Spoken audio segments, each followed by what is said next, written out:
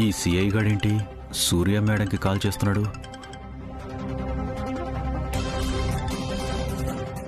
Hello సూర్య madam, నేను పుల్లండి. Madam ఎక్కడున్నారు? ఎక్కడుంటారు? ఉంటే స్టేషన్లో ఉంటారు, లేదంటే ఇంట్లో ఉంటారు. హాస్పిటల్లో లేరా? ఎవరికి ఫోన్ చేసి ఏం మాట్లాడుతున్నారు? సూర్య మేడం హాస్పిటల్లో ఎందుకుంటారు? ఇంట్లోనే ఉన్నారు. ఓ, అయితే ఆవిడకోసారి ఫోన్ ఇవ్వండి. ఎందుకు? ఇక్కడ రోడ్డు మీద సూర్య మేడం బైక్ యాక్సిడెంట్ గురైంది, అది తెలుసుకుందామని. అది వేరే వాళ్ళు తీసుకెళ్లారు. మేడం ఉన్నారా లేదా? ఉన్నారని చెప్తున్నాను కదా. మరి ఫోన్ ఆవిడకి ఇవ్వండి, కేసు గురించి మాట్లాడాలి. సరే.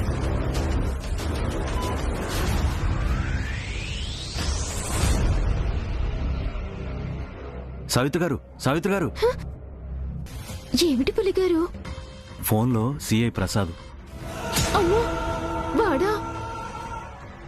అసలే వాడు చాలా తప్పుడు మనిషి. వాడెందుకు ఫోన్ చేశాడు? రోడ్డు మీద యాక్సిడెంట్ అయిన సూర్య మేడం బైక్ చూశాడంట. మేడం హాస్పిటల్లో ఉన్నారా, ఇంట్లో ఉన్నారా అని ఫోన్ చేశాడు. ఏదో ఒకటి మాట్లాడి మేనేజ్ చేయండి. మేడం.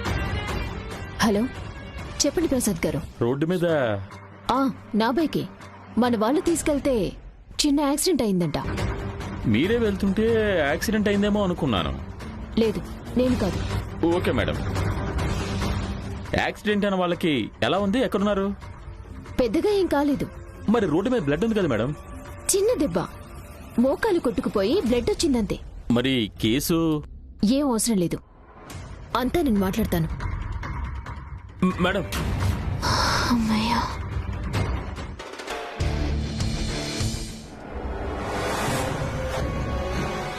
ఇప్పుడు ఏమంటావక్క నువ్వు? ఎక్కడో తేడా కొడుతుంది.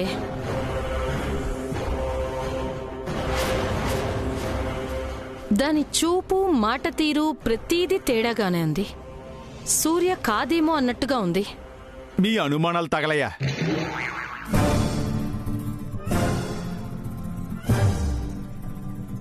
అనుమానం ముందు పుట్టి ఆడది తర్వాత పుట్టింది అనే సామెత ఇలాంటి వాళ్ళని చూసే పుట్టిందన్నయ్యా. మమ్మల్ని అనడం కాదు, మా అనుమానం నిజమో కాదో మీరే చెప్పండి. ఏంటో ఆ అనుమానం? సూర్య ఆ హారికని ఏదో చెయ్యాలని ఆవేశంలోనే కదా ఇంటి నుంచి వెళ్ళింది. అవును, అయితే ఏదైనా పని మీద వెళ్తే ఆ పని పూర్తి చేసుకొని కానీ వెనక్కి తిరిగి రాదు కదా సూర్యకాంతం. అలాంటిది వెళ్లకుండానే వెనక్కి ఎందుకు తిరిగొచ్చింది? అంటే సూర్యాని వెనక్కి తీసుకురామని మావయ్య గారు పులిగాని పంపించారు కదా. వీడు వెంటపడి వెళ్ళి కన్విన్స్ చేస్తుంటే తిరిగి వచ్చేసిందేమో. పులిగాడు కన్విన్స్ చేస్తే వచ్చేసింది. మా తమ్ముడు చెప్తేనే వినని సూర్యకాంతం పులిగాడు చెప్తే వినింది అంటారు. మేం నమ్మాలి అంటారు. పైగా సూర్య ఎప్పుడు అలా ఉండదు.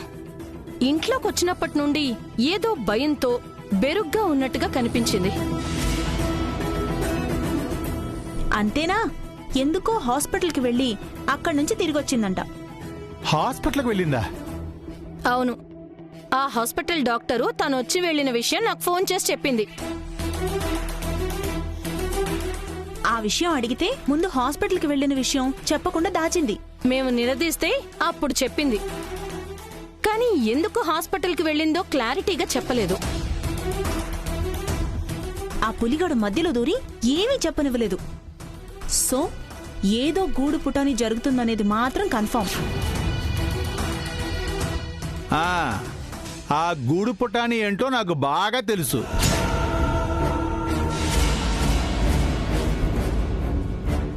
ఏంటి అంటే ఇంటి నుండి బయలుదేరిన సూర్యకాంతానికి రోడ్డు మీద యాక్సిడెంట్ అయింది.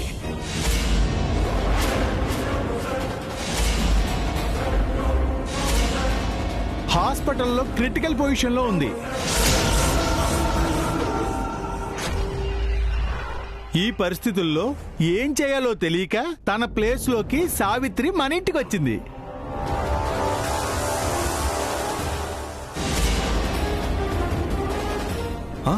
అన్నయ్య, నువ్వు చెప్పేది నిజమా?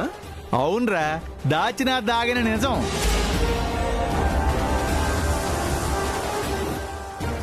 మీ కంటికి మా కంటే పిచ్చివాళ్ళు ఎవరు కనపడలేదా? లేకపోతే ఏంటే? సూర్య బెరుగ్గా ఉంది, సూర్యలో భయం కనపడుతుంది అంటూ ఎదవ డిటెక్షన్ లో మీరును. అరే, హారిక ఎంటైర్ ఫ్యామిలీని చంపేయాలని చూస్తుంది. అలాంటి మ్యాటర్ని డీల్ చేసేటప్పుడు ఏం చెయ్యాలో, ఎలా కాపాడాలో అనే టెన్షన్ ఉంటుంది కదా. ఆ టెన్షన్ లో కొంచెం భయంతో ఉండుంటుంది. లేదు, సంథింగ్ రాంగ్. ఏదో ఉంది. నీ బొందుందే, ఎదవనుమానాలు నువ్వును. రే పదరా, ఏళ్లతో ఉంటే మన బుర్రలు కూడా పాడైపోతాయి. పద పద.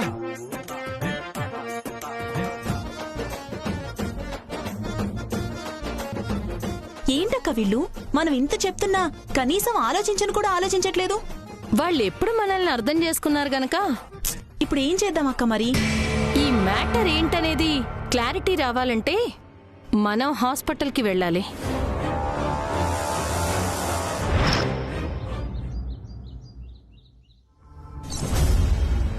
సూర్య madam, Surya madam, Surya madam.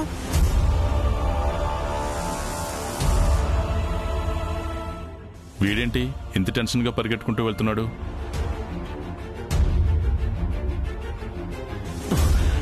Madam, madam, madam,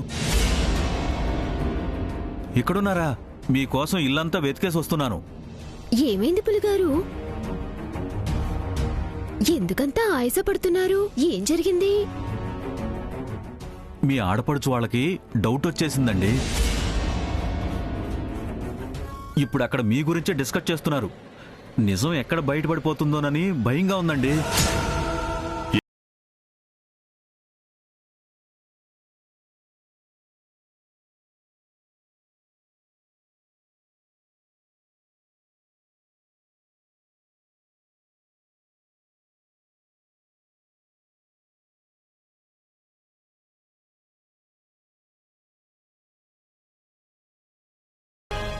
మాట్లాడవేంటమ్మా?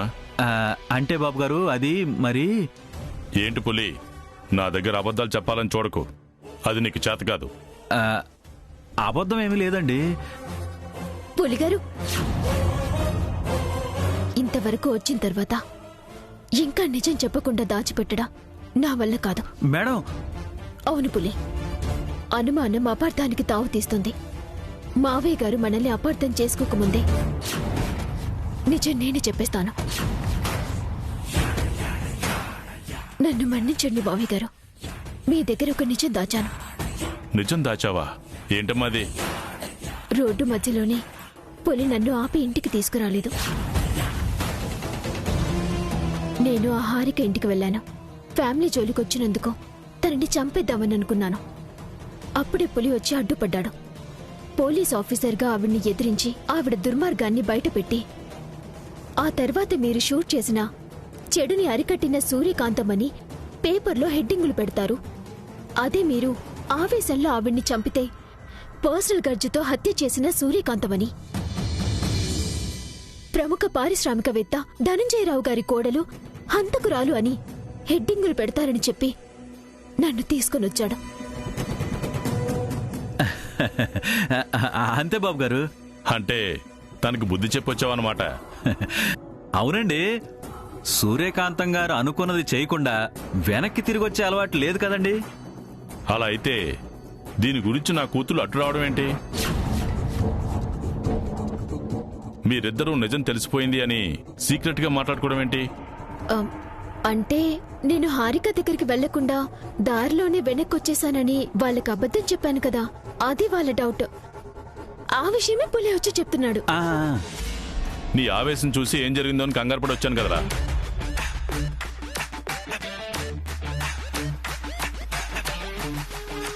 పులిగారు, బాగానే మేనేజ్ చేశాను కదండి. నిజంగా ఏమో అనుకున్నాను గాని నువ్వు మహానటివి. ఇలాగే ఫాలో అయిపో తల్లి, ఇంకేం ప్రాబ్లం ఉండదు.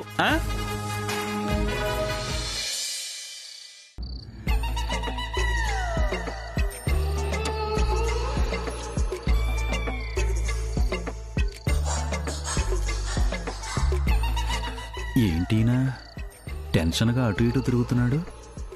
వాళ్ళ అక్కలకి డౌట్ వచ్చినట్టు ఈయనకి డౌట్ వచ్చిందా?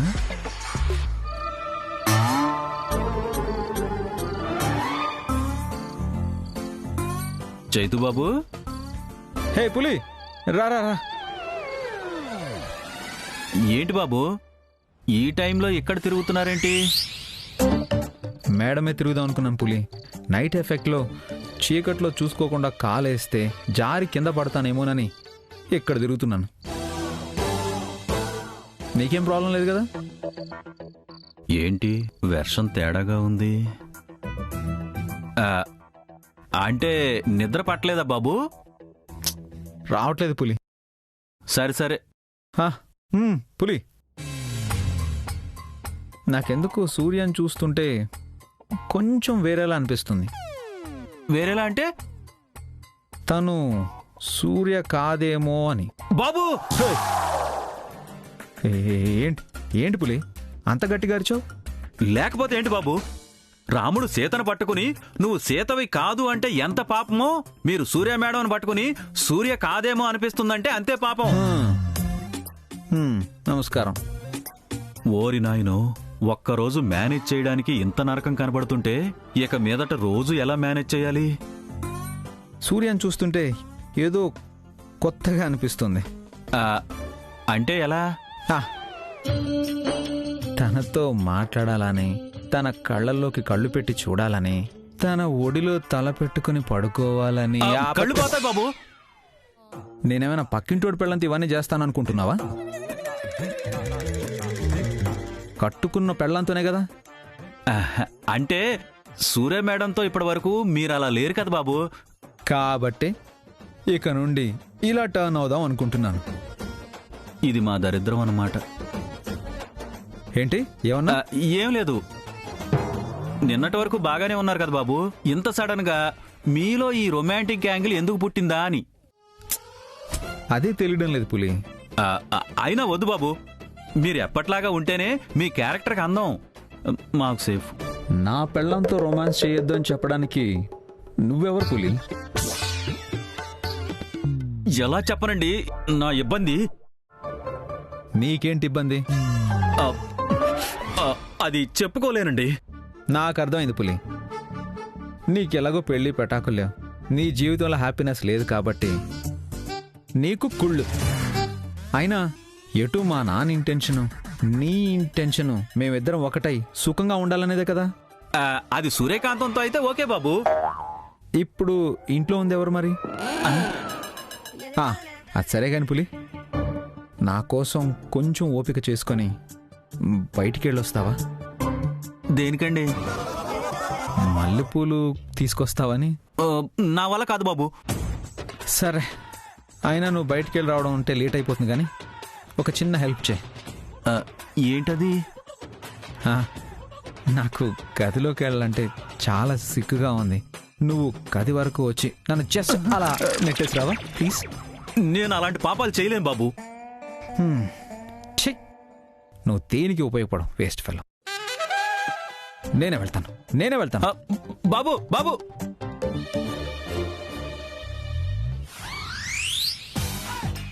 ఈ తింగర్ రాముడిని చూస్తే అడవి రాముళ్ళ రెచ్చిపోతానని బయలుదేరాడు. ఇప్పుడు సావిత్రి గారిని ఏ దేవుడు కాపాడతాడో.